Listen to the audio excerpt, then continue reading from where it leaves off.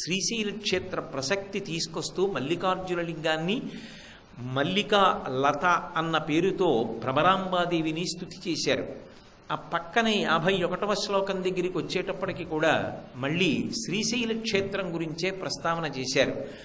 భృంగీచ్ఛానటనోత్కట కరిమదగ్రహీ స్ఫురన్మాధవ హ్లాదో నాదయుతో మహాసితవపు పంచేషు నాచాధృత సత్పక్షస్సుమనోవనీషు సపునః సాక్షాన్మదీయే మనో రాజీవే భ్రమరాధిపో విహరతాం శ్రీశైలవాసీ విభు అంటూ మళ్ళీ భ్రమరాంబా సమేతుడైనటువంటి మల్లికార్జున స్వామి యొక్క వైభవాన్ని స్తోత్రం చేస్తూ 51వ శ్లోకాన్ని కూడా చేశారు.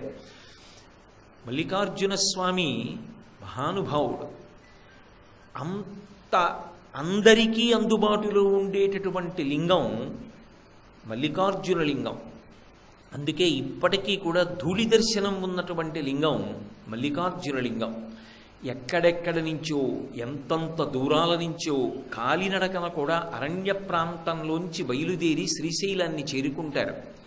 స్నానం కూడా చెయ్యకుండా ఏ బట్టలతో క్షేత్రానికి వచ్చారో ఆ బట్టలతోనే వెళ్ళి శ్రీశైల మల్లికార్జున లింగాన్ని 2 చేతులతో పుదివి పట్టుకొని పరమ ప్రీతితో పరమ భక్తితో తమ తల తాటించి నమస్కరిస్తారు. భక్తులు 2 చేతులతో లింగాన్ని పట్టుకుని తల తాటించి నమస్కరించుకోవడానికి అవకాశం కలిగించేటటువంటి రీతిలో ధూళి దర్శనం అనబడేటటువంటి సౌకర్యము కలిగినటువంటి గొప్ప క్షేత్రం, అంతగా భక్తులకు అందుబాటులో ఉండేటటువంటి క్షేత్రం శ్రీశైల క్షేత్రం. శ్రీశైల శృంగే వివిధ ప్రసంగే, అసలు అక్కడ ఉన్నటువంటి తీర్థాలు అనంత కోట్లు, అక్కడ ఉన్నటువంటి గుహలు, అక్కడ ఉన్నటువంటి ఆరాధనలు, అక్కడ ఉన్నటువంటి సంప్రదాయాలు, అక్కడ ఉండేటటువంటి పూజ, అక్కడ ఉండేటటువంటి భక్తి చూసి ఆనందాన్ని పొందవలసిందే తప్ప అది నోటితో చెప్పేది కాదు. అంత గొప్ప లింగం మల్లికార్జున లింగం. మహానుభావుడు ఎంతమందిని అనుగ్రహించాడు.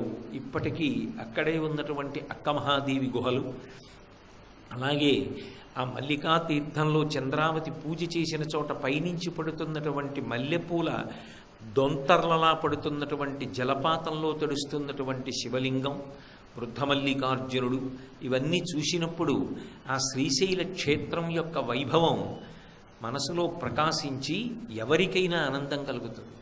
అన్నిటిని మించి శ్రీశైల క్షేత్రానికి ఉన్నటువంటి గొప్పతనం అక్కడ మనోలయం జరగడం.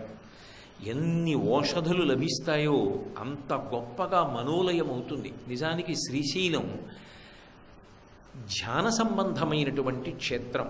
అందుకే శ్రీశైల శృంగ కుహరీషు కదోపలప్స్యే అని అడిగారు శంకర భగవత్పాదులు. నేను ఎప్పుడు శ్రీశైల క్షేత్రానికి వెళ్ళి అక్కడ ఉన్నటువంటి గుహలో కూర్చుని ధ్యానం చేసి మనోలయాన్ని పొందుతాను అని అడిగారు. అంటే మనోలయం పొందడానికి యోగ్యమైనటువంటి గొప్ప స్థానం ఏది అంటే శ్రీశైల క్షేత్రం.